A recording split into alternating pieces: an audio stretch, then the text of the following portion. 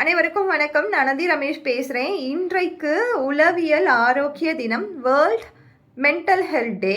So அதனுடைய கண்டினியூஷனாக தான் நான் இதை பேச போகிறேன். ஆல்ரெடி ஒரு வீடியோ போட்டிருக்கேன். இன்னைக்கு பெரும்பான்மையான குழந்தைகள் நம்ம பார்க்கக்கூடியவர்கள் ஏஐ கிட்ட சேட் பண்ணுறவங்களா தான் இருக்காங்க. அதே மாதிரி வளர்ந்த குழந்தைகளும் அதே தான் பண்ணுறாங்க. மனுஷங்க கிட்ட போய் நான் பேசினேன்னா என்னை ஜட்ஜ் பண்ணிடுறாங்க அப்படின்ற ஒரு தாட்டை மட்டும் வச்சுக்கிட்டு ஏஐ கூட நான் எது வேணாலும் பேசலாம் அப்படின்னு பேசிகிட்டு இருக்காங்க. பட் நான் உங்களுக்கு ஒரு விஷயத்தை காட்டுறேன். இதில் ஃபோனில் எந்த அளவுக்கு தெரியுதுன்னு தெரியல. இது ஒரு அஸ்ட்ராலஜி ஆப். இது ஒரு அஸ்ட்ராலஜி ஆப். இந்த ஆப்பில் சேட் பண்ணியிருக்கேன். இது பாருங்கள், ஒரு ஃபால்ஸ் ஹோப் தான் கொடுத்துருக்கோம். இதுக்கு ஒரு இமோஷனே இருக்காது. நான் சொல்கிற விஷயத்துக்குமே பார்த்தீங்கன்னா ஒரு ஃபால்ஸ் ஹோப். இந்த இடத்துல ஒரு குழந்தை இருக்குதுன்னா அந்த ஃபால்ஸ் ஹோப்பை நம்பி இது சொல்கிற விஷயத்தெல்லாம் செய்யும். ஒரு மனிதர் இங்கே ஒரு வளர்ந்த குழந்தையே உட்காந்துட்டு ஏதோ ஒரு விஷயத்துக்காக கேட்குறாங்க, ஒரு ஏஐ சாட் கிட்ட கேட்குறாங்க அப்படின்னும் பொழுது அது சொல்லக்கூடிய விஷயங்களை நம்பி ஒரு டில்யூஷனான ஸ்டேட்டுக்கு போய் அவங்க சொல்கிறதெல்லாம் செய்வாங்க.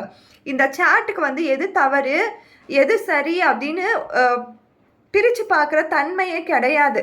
அது பாட்டுக்கு சொல்லும், உனக்கு இப்போ இது நடந்துடும், உனக்கு இவங்க உனக்கு கிஃப்ட் கொடுப்பாங்க, இந்த கிஃப்ட்டை நீ வாங்கி ஹாப்பியாக இருப்ப, உனக்கு சாக்லேட் கிடைக்க போகுது, நீ இதை பண்ணு, உனக்கு இது நடக்கும் அப்படின்னு சொல்லி தப்பாக இன்ஃபர்மேஷன்ஸையும் ஒரு கைடன்ஸையும் கொடுக்கும் நம்ம கேட்குற கேள்விகளை பொறுத்து. ஸோ அதெல்லாம் நம்ம மனசு பிலீவ் பண்ண ஆரம்பித்து அதையே நம்பி அதுதான் ரியாலிட்டின்னு நம்ப ஆரம்பிச்சிடும். அந்த ரியாலிட்டிக்குள்ளே போயிட்டு நீங்கள் வெளியிலேயே வர முடியாது ஒரு காலகட்டத்தில். ஸோ குழந்தைகள் பண்ணுற சேட்டை கவனமாக பாருங்கள், டைம் எடுத்து படிங்க.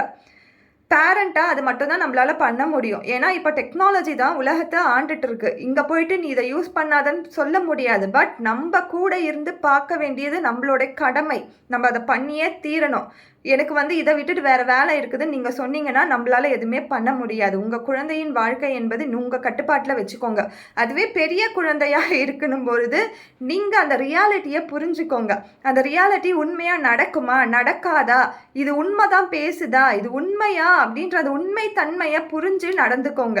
ஸோ 2 குழந்தைகளுக்கும் சொல்கிற ஒரு விஷயம் என்னென்னா, குழந்தையாக இருந்தாங்கன்னா கண்டிப்பாக பேரண்ட்டோட ஹெல்ப்பை நீங்கள் வாங்கிக்கோங்க. நீங்கள் எங்கன்னா ஸ்டக் ஆகுறீங்க, உங்களுக்கு ஏதோ விஷயத்தில் உங்களுக்கு பாதிப்பாக இருக்குதுன்னா ஸ்டக் ஆகுறீங்கன்னா கண்டிப்பாக உங்கள் பேரண்ட் கிட்ட சொல்லுங்கள்.